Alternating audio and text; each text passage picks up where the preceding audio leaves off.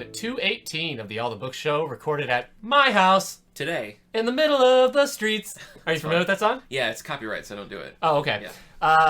We talk book news, author news, and literary news. Normally we record at the David A. Howe Public Library, but not today. That's right. My house. We had a special interview today, so we recorded earlier, and then an alternate location. I'm Nick Gunning. And I'm Eric Mickles. And later in the episode, we're going to be talking to author J.M. DeMatteis about his run, primarily on Joker going sane, but we go all over his very diverse and extensive bibliography. So interview was a lot of fun, so I think you'll enjoy that when the time comes.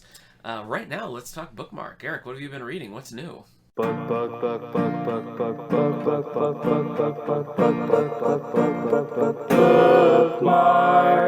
That was a quick dive into bookmark. You want to talk about? No. You want to talk about getting your wisdom teeth out? No, not yet. Okay. What have I been reading? Oh, you know what? We're at my house. I got my Goodreads up and still at this time still reading The Institute. Still not floored by it. Yeah. But maybe there'll be like a third act twist that I'm like, maybe. oh, I couldn't believe this. Maybe. Stephen King's best.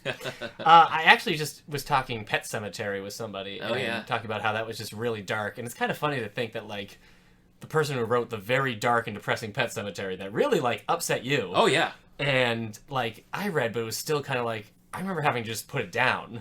At night. It's still the same guy who writes, The Institute. Yeah. So. Well, Institute might take its turn. It's already had a few things where I was like, whoa. Really? So yeah. Okay. I'm also reading The Institute. Next week we're gonna be talking full on about The Institute by Stephen King. So we won't get into it much now. Yeah. I'm telling you right now that I'm not liking it, but I'm very much just like okay. Right. You know what I mean? I'm not super excited. Yeah. All right. So anyway, I interrupted your bookmark. What else you got going on? A lot of X-Men. Just a lot of X-Men. Okay.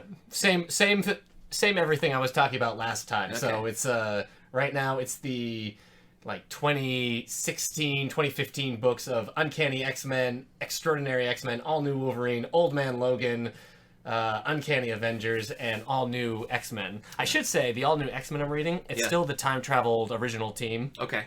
But it's a different writer. It's not Bendis anymore. Oh, okay. I'm still not loving it, but it's easier to digest. Yeah. Okay. I need to get back. I really was enjoying that series, and then when the Black Vortex crossover, I just dropped out. So I need to get back into it. Yeah. But anyway. I didn't read the Black Vortex stuff. So like Angel having fire wings, I'm just like, what? Did I miss something? It's a cool concept. Yeah. Fire wings. Yeah. Speaking, you know what? Okay, I am getting my wisdom teeth out. Yeah, you are. Nick alluded to it. I'm getting my wisdom teeth out like this Friday. Yeah. So that's all 4 of them. Yeah. But today, I definitely need to go get some buffalo chicken wings. Yeah. Because I won't be able to have them for who knows how long. Yeah, probably not that long. I really? feel like you're overblowing this wisdom teeth scenario. Well, you know what? It's my first surgery. Yeah. You're old hat at it. I know. Yeah. Yeah. My punch card is pretty much filled. So if I ever need an appendectomy, I just turn in the card. Yeah, you get a free one. Yeah. That's great. Yep. That's Canadian healthcare. That's different. So. Oh, okay. I was going to say, I finished the Ken Burns Vietnam documentary. Oh, okay. I don't know if you remember this. I started this before Christmas last year. I do remember, yeah. It's only 10 episodes. Yeah. Even though some of the episodes are like an hour and a half or two hours, it shouldn't have taken me that long. Well, it's heavy. I mean, it is. Vietnam War is just upsetting. Before Christmas, I had watched like the first 5 episodes, and I was just so depressed. Yeah. And so I just had to like walk away from it and not watch it for a long time. And even now I've had to like watch it in pieces because you watch something like World War II and it kind of puts your life in perspective. You're like, oh, life kind of stinks right now. And then you watch this, you're like, well, it could be worse. But when you watch something like the Vietnam documentary, you still think that. But then when you watch the footage of like protests going on in the American streets, it's a little too relatable. Yeah. And so whereas the Vietnam War was so much about the politics at the time, that sort of transcends. Oh, man. There's a separation you have from World War I or World War II, where it's like murky politics are here to stay. So is this something we have in the collection? We do. We've got Ken Burns Vietnam and a few other documentaries. So if you're local to Wellsville, the David A. Howe Public Library, stop in and check it out, or anywhere in the STLS system, we'll send it to you, or your local library, wherever you are. I'm kind of a few episodes into the Western Ken Burns documentary. Okay. What a weird life you're living. 10 episodes of Vietnam War documentary by Ken Burns and every X-Men title. Every X-Men comic I can read, yeah. Okay. That's my life. Okay. All right. It's interesting. Yeah. Mine is not going to seem interesting compared to that because I read Secret Avengers I finished that, which I was reading last time. And that's Avengers Secrets of the Ooze? No, that's different. That's the Ninja Turtles. But I would be all for a crossover like that. No, but this was good. I enjoyed it. I don't think it really was what it set out to be, like Avengers espionage. It was just more a straightforward Avengers story, which was fine. I enjoyed it. Yeah, exactly. I don't know who this Ant-Man is. Oh, there's an Ant-Man who was like a criminal. Yeah, Eric O'Grady was a criminal who stole the Ant-Man tag. I think it was called Irredeemable Ant-Man for a while. I remember that, yeah. Okay. So, all right, well, I didn't know who that was. Yeah, so I read that. I enjoyed it enough to read number 2. It's never the, like, Avengers Black Ops team that, like, it was sold as. No, it doesn't feel like a spy story at all, really. Yeah. So, I don't know. Yeah, it's just the Avengers on Mars. Yeah. Yeah, it could have been any team. Cool to see Beast back in the Avengers, thanks to our pal Steve Englehart from a few episodes back. Yeah. So I read that. I read a book called No Secrets by Mel Gilden, an author we're going to be talking to in the coming weeks. So why is that? More about that when we sit down with Mel Gilden. Why is that what? Why are you bringing up Mel Gilden? Well, because I read No Secrets, which you want me to say it's a 90210 novel. Yes, that's what I want. It is a 90210 novel. I first was familiar with his author because of his Star Trek work. Right. I read several of his Star Trek novels, and then realized that he also wrote 90210. So basically, Nick in the 90s, all he needed was Mel Gilden. That's true. Anyway, we are going to be talking to Mel Gilden in a couple of weeks. So I read this. I read this now. What were the last episodes you just covered on 90210? Here we go. Okay, fine. If you want to talk about my side hustle.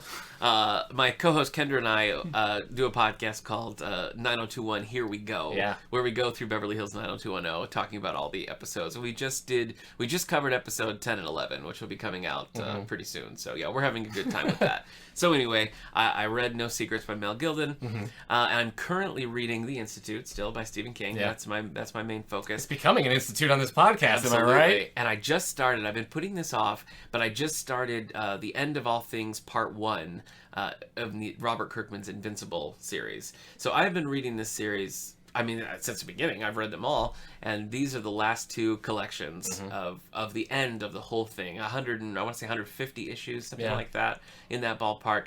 This is my all-time favorite series.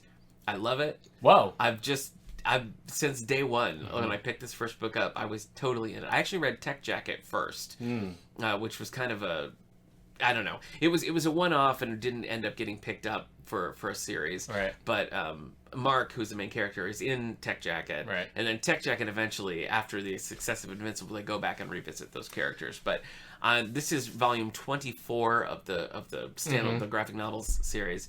And I've really been putting it off because I'm sad to see it go. So I'm reading that and Institute. So that's me for bookmark. Does Invincible, like, push the Superman buttons for you? Is that part of it? No, I don't think so, really. Oh, wow. It's so, I don't know. Wacky. It's so unique with its blend of sci-fi and superhero and gore. It is very gory. That's true, but it's like almost cartoonish gore. It is, and so it doesn't really feel ridiculous. It doesn't feel as upsetting as like normal things would. But I know why you'd think that would surprise me. But yes, I love this series. I'm a big fan of this series. I think we were. If you haven't read it.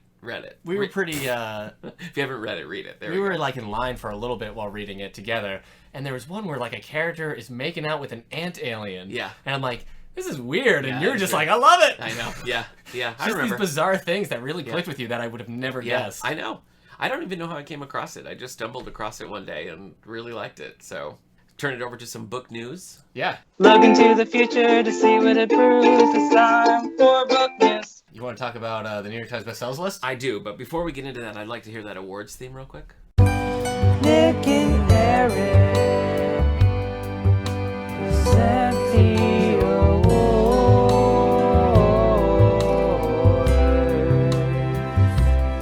Okay, why did we do that? Very much.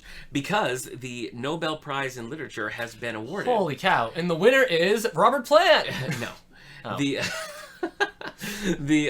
You remember last year that there was no Nobel Prize in Literature due to an internal sex scandal within the Nobel Committee. Yeah, I know. And so reading from Time magazine, they have announced 2 winners. So basically they announced the 2018 winner and the 2019 winner this year. So they just kind of hit a pause. Okay. The 2018 Nobel Prize in Literature has been awarded to Polish author Olga Takarzuk for a narrative imagination that with encyclopedic passion represents the crossing of boundaries as a form of life. While the 2019 prize went to Austrian author Peter Handke. Matt Helms, the Swedish Academy's permanent secretary, says Handke was honored for an influential work that that with linguistic ingenuity has explored the periphery and the specificity of the human experience. So that's coming straight out of Time magazine, so we'll share that article. Yeah. But so we have 2 new Nobel laureates, so congratulations to Yay. both authors. They're now in the same category as Bob Dylan. No, he did win the Nobel Prize. Yeah, Nobel Prize for Nobel Literature. Prize for Literature, yeah. That was a big blows my mind, big to-do. even now. But yes, let's take a look at the New York Times bestseller I think list. if I was an author and I won the Nobel, like after Bob Dylan had won it, and now I won the Nobel Prize for Literature, You'd take up the harmonica? I think I'd be pretty excited to like, I won the same award Bob Dylan won. Yeah, that's true. I mean, now when if you ever run into Bob Dylan at a cocktail party, you could be like, I won the Nobel Prize. Yeah. Though I understand why if you had won the award first and then Bob Dylan won it, why you'd be a little miffed. Yeah. But now I'd be like, cool. Yep. So yeah, Stephen King will now be inducted into the Rock and Roll Hall of Fame. Yeah. All right, so the New York Times bestsellers list for hardcover fiction. Let's check it out. Let's do it. Number 10, The Giver of Stars. Oh, that's nice. It is nice. By Jojo Moyes. Okay. Author of Before You, and Before You, After You, Wish You Were Here. No, that's Pink Floyd. Yeah, you got the wrong one. Yeah. Winner of the Pulitzer Prize. No. In Depression-era America, that's kind of down. Yeah. 5 women refuse to be cowed by men or convention as they deliver books throughout the mountains of Kentucky. Oh, that's fun. Number 9, The Ninth House by Leah Badargo. Nope, Badarg? Lee. I'm freaking out. Lee Bardugo. Thank you. Yes. I turned into a rooster there You for did. a second. Yeah, you're a Chanticleer. Young adult author, wrote The Six of Crows, wrote that Wonder Woman Warbreaker. Yeah, I haven't read that novel, but I read the graphic novel that was. You uneducated swine. I know, but I've got to say, I really did not enjoy that story. Ooh. So, well, this book, The Ninth House, is an adult book. It is after mysteriously surviving multiple homicides. Multiple! Galaxy Stern comes face to face with dark magic, murder, and more at Yale University. University! And Look, this is my 3rd podcast of the day. This is you with your wisdom teeth, so I'm just worried about what next week's going to be like. Oh, yeah. Number 8. Wow, this book has dropped fast. The Testaments by Margaret Atwood. Right? I'm surprised that it's still here, honestly. I didn't think it was going to have staying power. In a sequel to The Handmaid's Tale, old secrets bring 3 women together as Republic of Gileads. My wife was on my case about how I was pronouncing it, so Gilead. I hope that was right. Theocratic regime shows signs of decay. Well, but you tossed theocratic right out there. Good for you. Yeah, this time, yeah. With pronouncing things. Great job. And if you're showing signs of decay, you should definitely visit your dentist as soon as you can, because you might have to visit your oral surgeon and get all your wisdom teeth out. Once the problem is started, it's very hard to reverse it. Yeah. You could say that about anything, really. That's true. Number 7, The Dutch House by Anne Patchett. A sibling relationship is impacted when the family goes from poverty to wealth and back again over the course of many decades. Number 6, new this week, Olive Again by Elizabeth Strout. Oh, yes. In a follow-up to the Pulitzer Prize winning novel Olive Kittredge. This is one of my wife's favorite books, Olive Kittredge. So new relationships, including a second marriage, are encountered in a seaside town in Maine. Well. Speaking of Maine, number 5, The Institute by Stephen King. Oh, yeah. Children with special talents are abducted and sequestered in the institution, where the sinister staff seeks to extract their gifts through harsh methods. 300 pages in, no Mr. Sinister. That's true. He hasn't shown up. So that's a bummer. Yep. I was really hoping for it. I know you were. You know, if David Bowie was still with us, I would cast David Bowie as Mr. Sinister in a heartbeat. That's Can I help you, Cyclops man? That's my David Bowie. I understood. I think Bryan Cranston actually said he wanted to play Mr. Sinister. Oh, I can see that too. Number 4, The Water Dancer by Ta-Nehisi Coates. Did I say that right? Yeah. Okay. A young man who was gifted with a mysterious power becomes part of a war between slaves and the enslaved. Oh, slavers and the enslaved. Yep. Yeah. Number 3, The 19th Christmas by James Patterson and Maxine Pietro. What was your 19th Christmas like? Do you remember it? My 19th Christmas. You're 19 years old, celebrating Christmas. Would have been in college. I do. Actually, that was a very tumultuous time in my life. So, yeah, thanks for bringing that up. Oh, sorry. That's all right. I think I got Ultimate Alliance for the PS2. Oh, that's Marvel's fun. Ultimate Alliance. Yeah. This is part of the Women's Murder Club.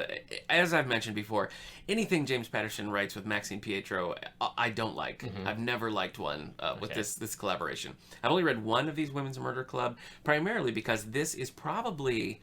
It's neck and neck with David Baldacci, but this is the most popular series in our library. Yeah. If it's a Women's Murder Club book, we better have 3 copies because people just want it. I do not get the appeal of these books, but I will continue to buy them for our loyal patrons. Okay. Maxine Pietro, you turn that around. Pietro Maximoff.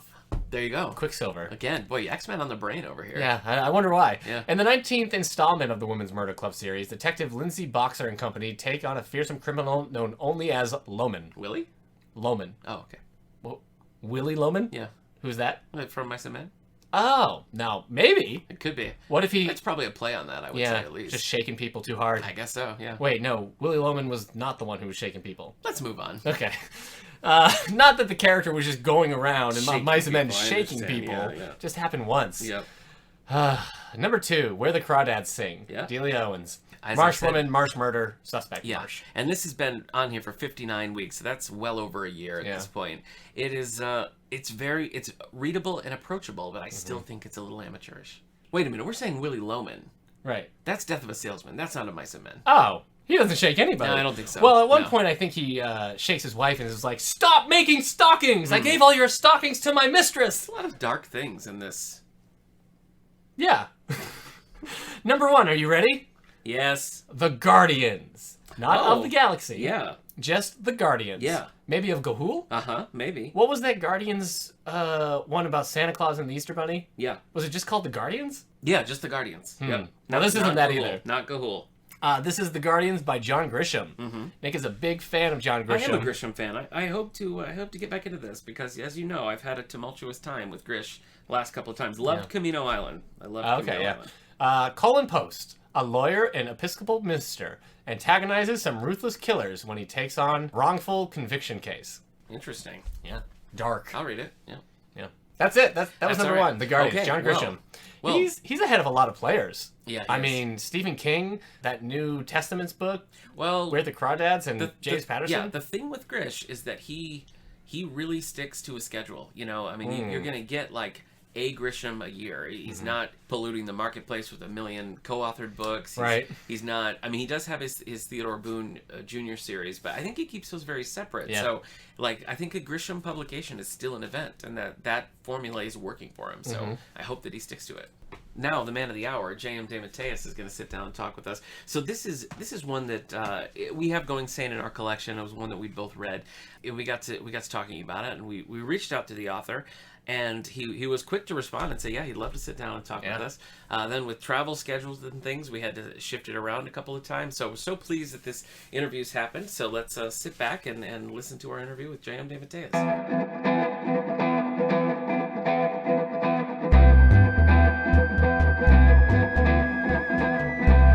All the Books presents Author Spotlight.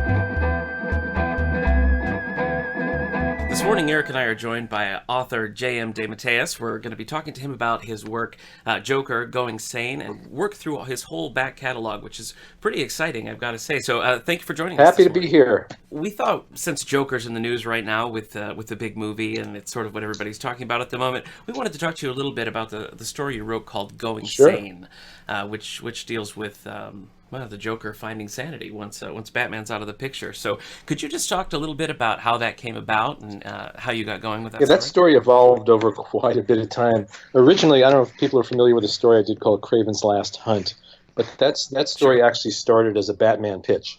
And the original idea was that Joker appears to kill Batman, bury him alive. And then what was going to happen after that, since Joker has now completed his life's work and killed Batman, his mind snaps. Well, if our minds snap, we go insane. Since he's insane, his mind snaps, and he goes sane, and he creates a normal life for himself, and so on and so on. And I pitched that to DC, and I think the reason at the time was they were in the process of developing The Killing Joke. And they thought there were some similarities, which there really aren't, between the two stories. So mine got shuttled aside. So I went away for like a year, and I rejiggered the story and came back, threw out the Joker, put in Hugo Strange, and they rejected my story again. And at the time, this is like, it must be 84 or something like that. The reason they rejected it was because they were only doing like one Batman graphic novel a year, you know? So it was like, the answer was, we've already got our graphic novel for the year, try again next year. Then in the meantime, time passed, and I went and I did Craven's Last Hunt, but I always had this idea in the back of my head about the Joker snapping and going sane. So, flash forward to the 90s, and DC had a great book called Legends of the Dark Knight, which was basically standalone stories where you could jump at any point into Batman's history.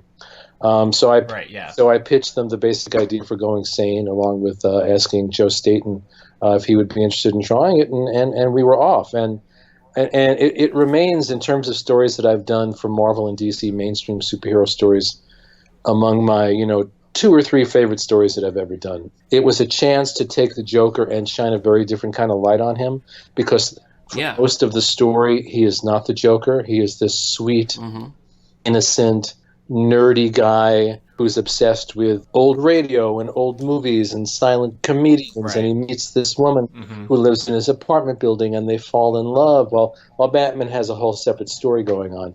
And and it becomes this great tragedy because he believes that Batman is dead, and once Batman returns, and this is right after he's asked this woman to marry him, so he's on the verge of this wonderful life, and he snaps back. And that is the tragedy. But meanwhile, Batman has another story where he's in essence questioning his own sanity about being Batman in the first place. And so a lot of people think it's just about the Joker going sane, but by the end, it's about Batman getting rooted in himself and not and realizing that he is grounded, he is sane, and he's doing the right thing, being Batman. Right, sure. So it's really I'm really very proud of still. Yeah, well, we both enjoyed it, and it's got a lot of these nice little details, like as you mentioned with Joker having his obsession with the early days of comedy and all that. I really liked that touch because I thought when you think about like vaudeville and comedy of that early era, it's so big and garish and outlandish that it makes total sense that the Joker would be inspired by that sort of thing. So is that kind of what you were playing? Yeah, with and Chaplin and Keaton and all these classic clowns, because he's a clown. He, he's played a lot. The great thing about these characters is that, Batman included, you can tilt them a lot of different ways, And I like the Joker, not just as a psycho, but as a psycho who's playing out the role of a comedian, And so it made perfect sense to me that he would love these comedy icons. He would idolize them, and Joe Staten did some great stuff. There's a scene, I think, early on in the movie theater where he's doing some terrible things, but on the screen behind him we have a Charlie Chaplin movie playing out that Joe did a beautiful job with. And it's just and I am also a fan of those same things. I love classic movies and classic comedy and old radio from like the 30s and 40s, which I discovered years ago when my local NPR station started playing these old radio shows, and I fell in love with them. And it just made sense to me, and that he met this woman that they would, they're in contemporary day, they'd be sitting around at night listening to like a 1948 recording of a Jack Benny radio show, It just seemed perfect to me. Well, you've mentioned Kraven's Last Hunt, and so the Spider-Man story, Kraven's Last Hunt, and then the Batman story, Joker Going Sane, they both involve the villain winning, or at least thinking that they've won. Right. What is it about that theme that you explored it with multiple characters? So what about that theme attracted you to it? In Kraven's case, he actually, in his own mind at least, he really did win, because his goal was not to kill Spider-Man. It was to bury him alive for those weeks so that he could then go out and prove that he was a better Spider-Man than Spider-Man was. Right. He didn't. Yes. he wanted to kill him and essentially let him know that he had been killed, and that not only that, I'm better at this than you are, which of course he wasn't. Sure. So with Kraven, it's more a question of his ego involved in that. With Joker, it's a much more, which is a funny thing to say with a character like that, but it's a much more tender story. And it was with Joker, it was a chance, to look at that dynamic and the fact that without Batman, would the Joker even exist? Kraven will go on to be, and in a way, actually looking at it, discussing it now, I never thought about it. In a way, it is the same thing, because once Kraven thinks he's won, and I hope this isn't a spoiler for a 30-year-old story, he takes his own, he takes his own life, because he's complete. In his insane mind, he thinks he's complete. One of the threads that's important in that Kraven story is that it is also a story about inherited mental illness. His mother died in a mental institution, and his last words before he kills himself are, "They said my mother was insane."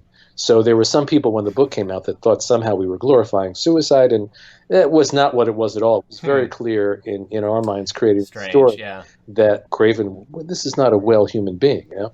Right. But so, yeah, there are, I never really thought about the similarity in the themes other than the fact that they both came out of the same original idea. This original Batman idea, and then one sprouted off and became Spider-Man, and one sort of took its time and then became this other story. And it's interesting because they are two of the best stories I've ever done, and they do share similar themes. And yet what's wonderful about these characters is you can play with the same themes, but they play out so differently because the characters in their worlds are different. Peter Parker is not Bruce Wayne, and the Joker is not Craven, for that matter. If Batman's gone, what happens to the Joker? That's a pretty obvious question that you'll have to ask. But why Craven, I guess, for Spider-Man? Because he's got a plethora of villains, and a lot more personal villains than Craven. So why did Craven become the villain for this Last Hunt story? Craven became the villain by accident, actually. Okay. I had another villain in place, because the second time I had pitched it to DC with Batman, I had Hugo Strange in there, another classic Batman villain. Right. And so when I was developing the story at Marvel, I'd been hired to write one of the Spider-Man books. This is before we decided to run one story through all the Spider-Man books with Craven. And I thought, why don't I create a Marvel Universe analog to Hugo Strange? So I created this new villain, and the editor loved the character. And honestly, to this day, I don't remember anything about it or who he was. And one day, I always say, these are the days before the internet. So writers had to really work hard to find ways to waste time and avoid work. Mm-hmm. So I was sitting in my office, and I had a stack of comics, and in that stack was the Handbook of the Marvel Universe. So I was flipping through it, and I came across the entry for Craven, who was a Spider-Man villain who I had zero interest in. Was never a favorite character of mine. I always thought he was kind of goofy. This guy with his leopard print pedal pushers, hunting Spider-Man, and Sonny Bono vest. Right, that's exactly right. His Sonny Bono vest. Not a lot of people will get that, but I certainly get it. And there was just this throwaway line in there, which I don't think it had ever been in a story. I have a feeling that whoever was writing this entry in the Marvel Universe Handbook just made it up. And it said that Craven was Russian. And, one of my favorite writers, very high in my pantheon, is Dostoevsky. Devoured him as a teenager, reread him as an adult, Brothers Karamazov, Crime and Punishment, The Idiot, all these great books. And so I read that, and I suddenly clicked into Craven through the lens of the Russian soul. That sort of Dostoevskian split, that passion, the duality, that whole thing. And it was like in a flash, it was like, oh, I know who this guy is. And I threw out the other villain that I'd created, and I called up my editor and said, it's going to be Craven. And he was like, but I like the other guy. I said, no, it's going to be Craven. And then, Mike Zeck was involved in that story as well, and we needed a character to kind of draw the contrast between Spider-Man and Craven. And so I reached back to when Mike and I were doing Captain America together and pulled out a character that we created together called Vermin, and brought him into the story, and that's how Vermin came into the story. You mentioned dealing with Craven and his mother, and that whole process. Yeah. You go a little deep there with the mental illness aspect of that, and I'm wondering, how do you approach that as a writer? Like, what do you think the responsibilities there are when you're talking about something serious like that? Because there's ways to do that where it's just like, oh, this person's crazy, isn't that funny? Or something like you did where you make it a serious issue.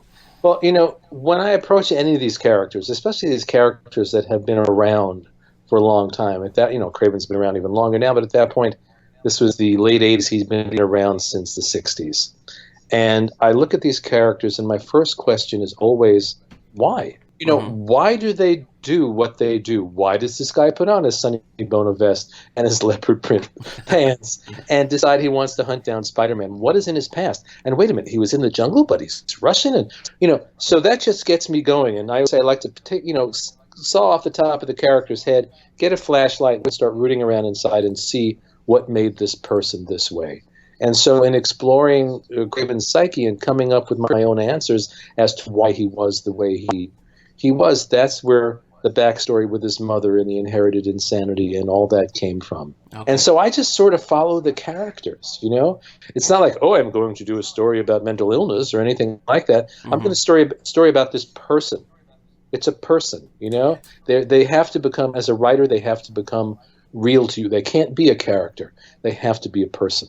And how does your perspective and your approach change when you're coming from a villain's standpoint versus a hero? Because I know the ones we've mentioned, of course, but also your Two-Face Crime and Punishment, Right. the Larfleeze run. I mean, you do a lot with villains, looking at them from a very sort of a more humane approach, like looking at where this is coming from. So what is that like for you when your protagonist is really the villain? Right. Well, as many people have said before me, in the villain's mind, the villain isn't walking around thinking, I'm a villain, It's like, in the early days of comics where we were the Brotherhood of Evil Mutants, they didn't think of themselves as evil mutants, I mean, we're evil. No, I'm sure there is some truly warped soul out there who embraces the idea of being evil, but I think most people that do evil things in their lives do not think of themselves as evil. So really, in a lot of ways, the approach to the hero and the villain are exactly the same, and it has to be exactly the same.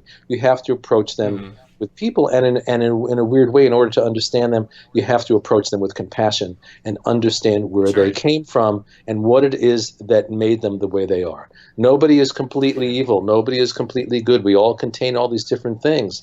And on one hand, in exploring the villains, it's a way to explore ourselves and our own darker impulses, the parts in ourselves where, God, if I would have taken one step to the left that day, I could have done something I might have really regretted in my life, Except these guys... Right. These guys, they take that step and they go over that line. And then once they go over, they keep going over it.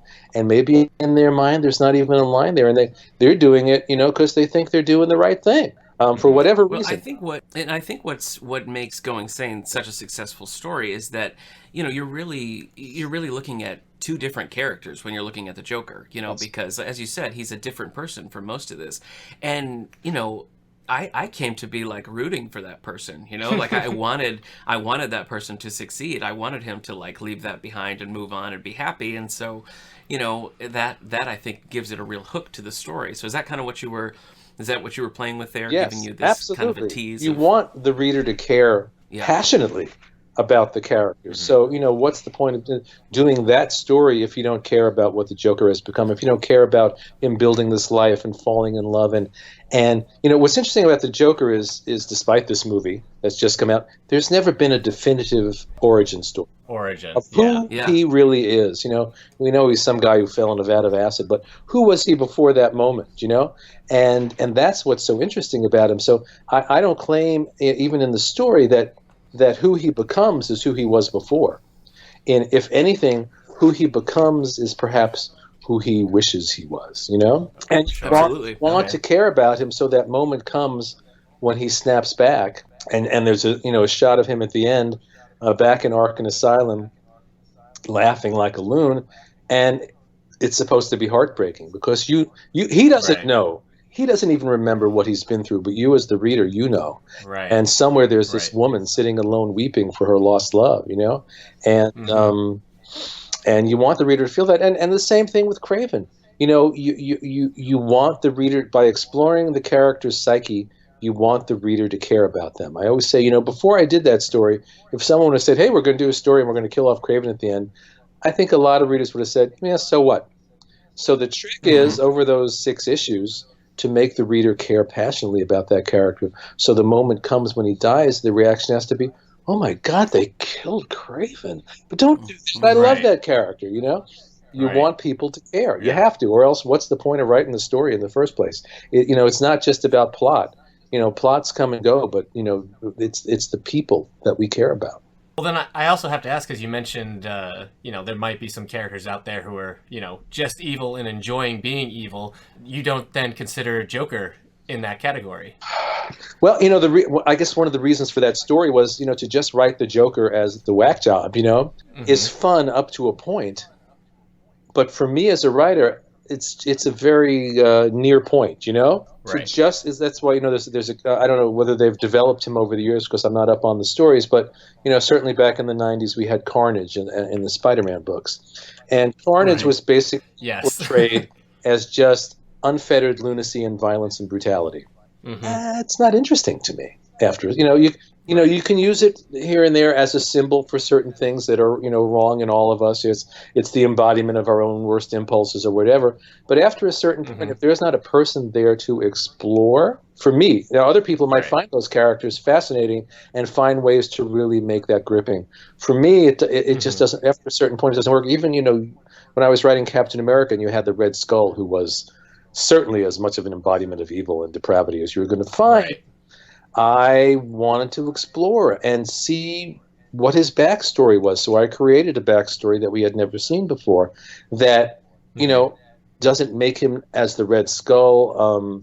You don't oppose what he stands for anymore, but you have an understanding, and for me, that applies to life. That's the only way we can get around in life. It's so easy, especially these days when everything is so divisive, to divide the world into heroes and villains and good guys and bad guys. But everybody has a backstory, in comics and in real life. We all have our backstory.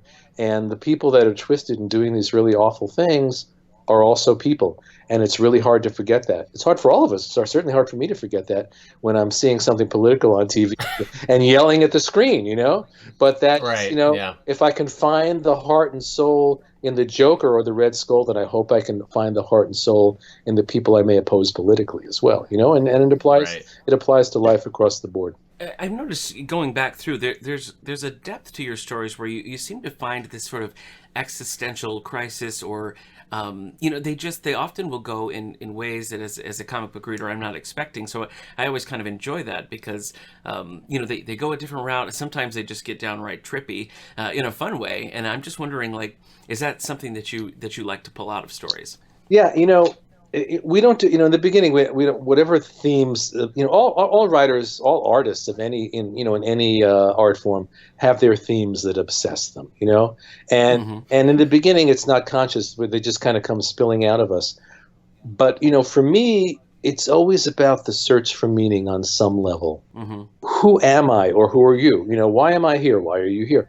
And it could be the psychological search, it could be an emotional search, or it could be the more cosmic spiritual search.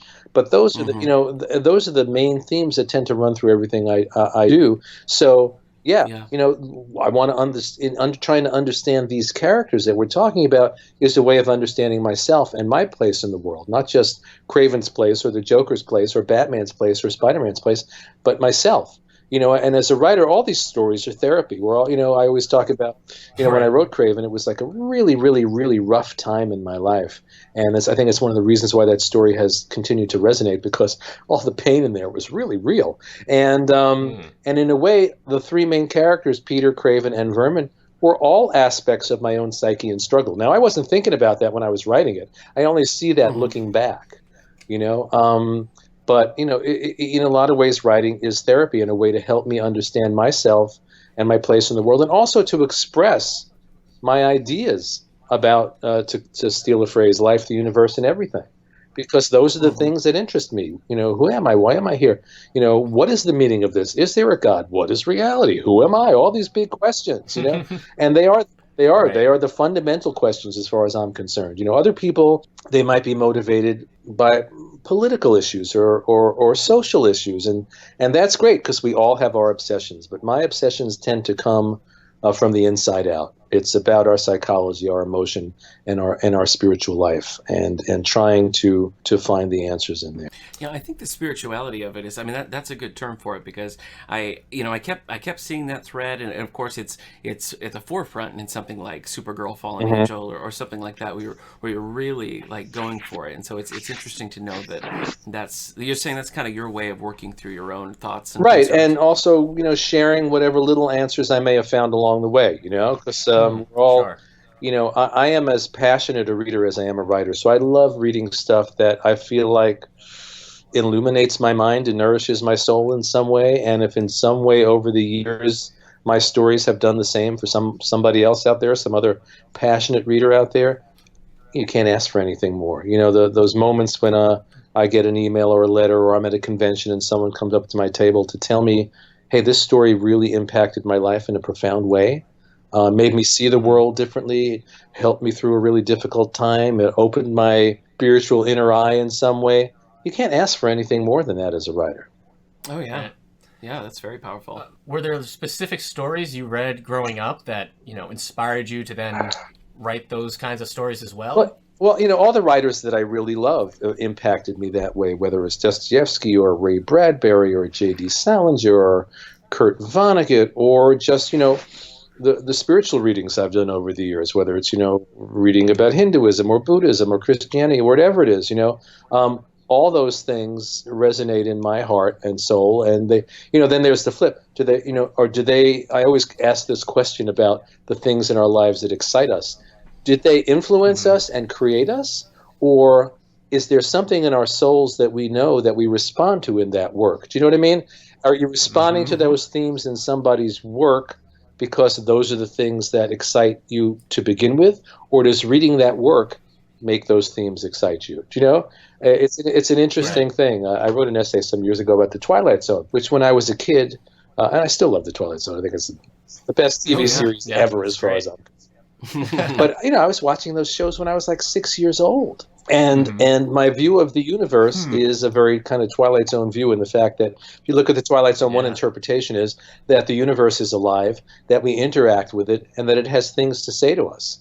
And sometimes it enlightens us, and sometimes it kicks us in the ass, And so did I, as a 6-year-old, did I respond to that because it was imparting to me a view of the universe that excited me?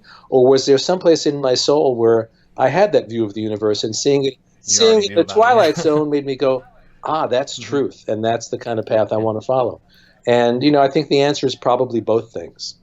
But I think we come into life with certain truths that we know, regardless, and we respond in art to things that illuminate those truths and help us to see those truths that we already know, and then through the art they expand them and deepen them and help us see them from different viewpoints. It sounds like connecting with your audience is a really, a rewarding thing for you, and a lot of why you're into this. Could you tell us a little bit about the writing workshops that you do, your imagination workshops? It's called Imagination 101, and we also do a 201.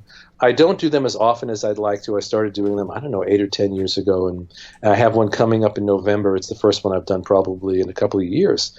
But a few years back, I was doing a little talk at the Museum of Comic Art in New York City. And in the course of the evening, talking about my career, you end up having to verbalize things that you do intuitively as a writer. And I suddenly realized, after doing this for so long, there's a lot of stuff I know, and I would love to share that, to take what we just spent, 2 hours just talking about in a random way and focus it into a weekend, and to reach out to people the way that certain people reached out to me when I was starting out in the business and shared their wisdom with me. And it's a great thing, and I'm sorry I don't do them more, but I'm really looking forward to the one in November, because people come in and like in the workshop coming up, I think I've got people ranging from like 20 years old to 60 years old, who are all creative in some way, who are all looking for something to sort of light that spark and help them move forward in some way with their creativity.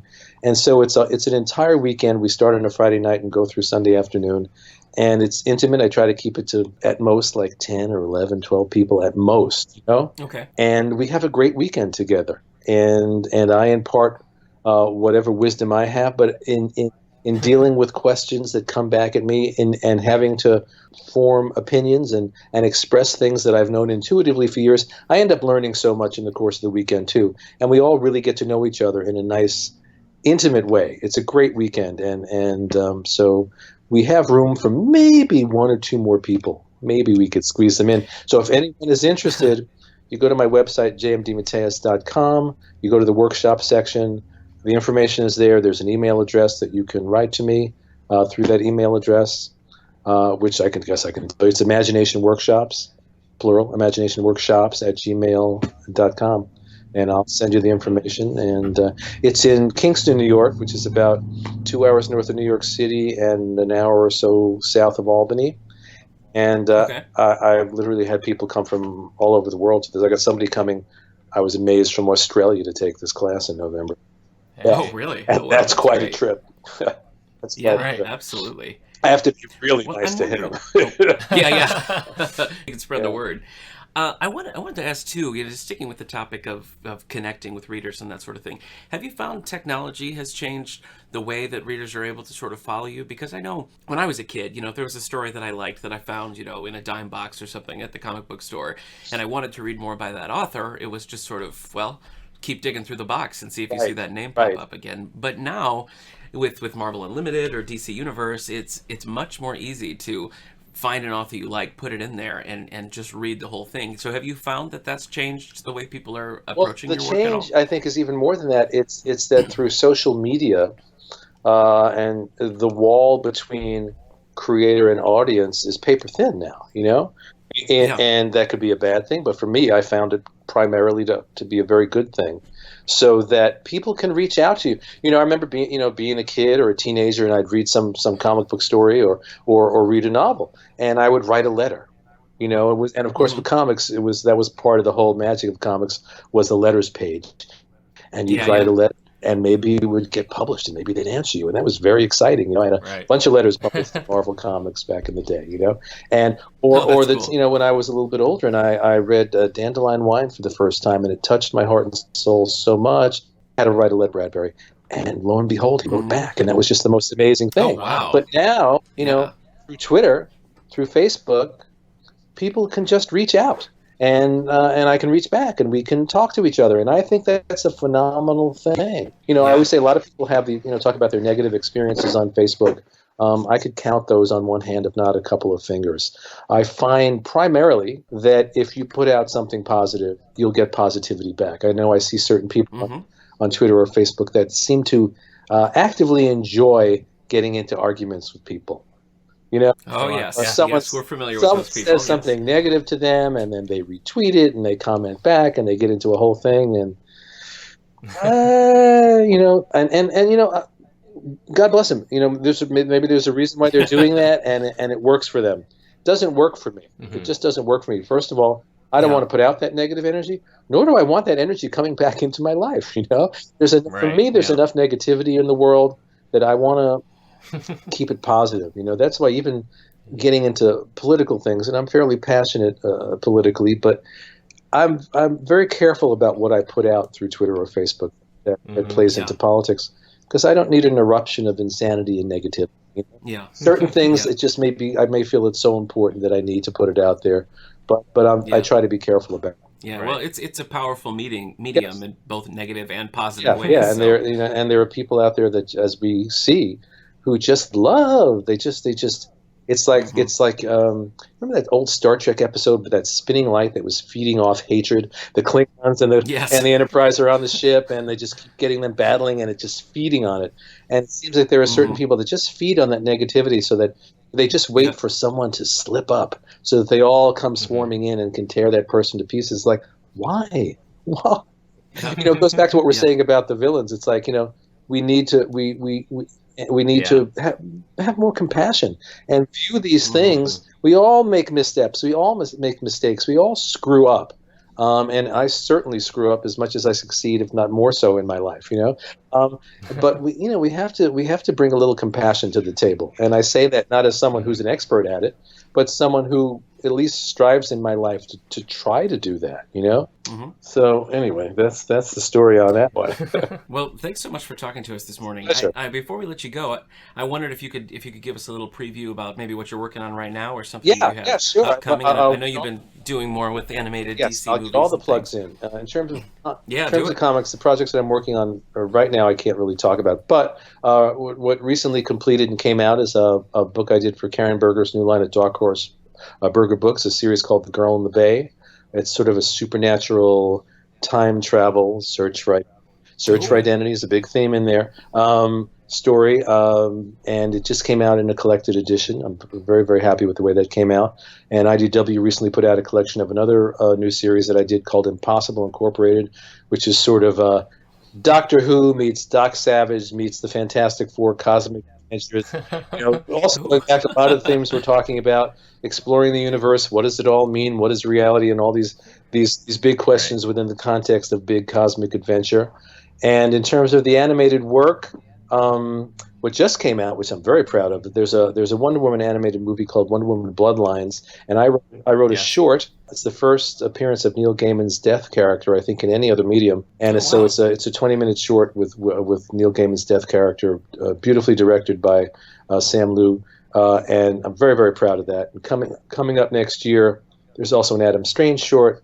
I wrote an animated movie that is an adaptation of the classic story Superman Red Sun. That'll be out probably in the first half of the year. Yeah. There will be on the CW Seed, which is a CW streaming platform. A couple of years ago, I did an animated Constantine series for them. Now I've an animated series with the DC character Deathstroke called Deathstroke Knights and Dragons. And that first appear as episodes on CW Seed, and then eventually, with added footage, it'll be released as a full-length movie on DVD and Blu-ray and streaming and all that. And last but not least, I've got a couple of episodes coming up on Marvel's new Spider-Man animated show. The first one, I think, should be on within the next month or so, and then another one with the next season in the spring. So a lot of stuff. A lot of variety. Yeah, a lot of variety. And what's nice about this Death story, too, is that it's very, very different than any other DC animated project that I've seen or worked on.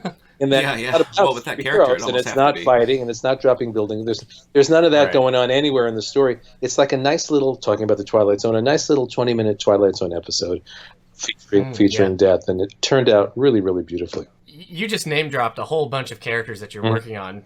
Is there any other characters that are on your to-do list? Have you gotten to all the ones that you used to dream of writing when you were, a comic book writer, or are there still some that you got to get your hands on? I've written, especially when you include the animated work from, I think I've written just about every character that I love. But one thing, I've been saying this for years, that I would love to do with Keith Giffen and Kevin Maguire is do the Fantastic Four with those two guys. I think, I think we would have a blast because there is that humanity and humor to the Fantastic Four. There was always a thread of that, and then that big cosmic adventure and those two things together. I think we would have a great time working on that. And, then there are characters that I love that I would always love to revisit, whether it's, Doctor Strange or the Silver Surfer or any number of DC's supernatural characters that I love so much. Swamp Thing, all those great characters. So they're the great thing about doing this is that once you sit down and engage with the story, something magical happens. You connect with the story, you connect with the characters, and sometimes it's with characters that you don't think you have any connection to. I didn't really know that much about Deathstroke before I took on this series, but then I read some stuff, and then you start to write it, and you start to understand, again, these characters as people, and off you go. So sometimes it's the character that you're not even that interested in that gets you really excited. And that's the fun of it, because it's like getting to know a person. And you go, oh, this person is really interesting. Oh, I want to know more about this. Right, off you go.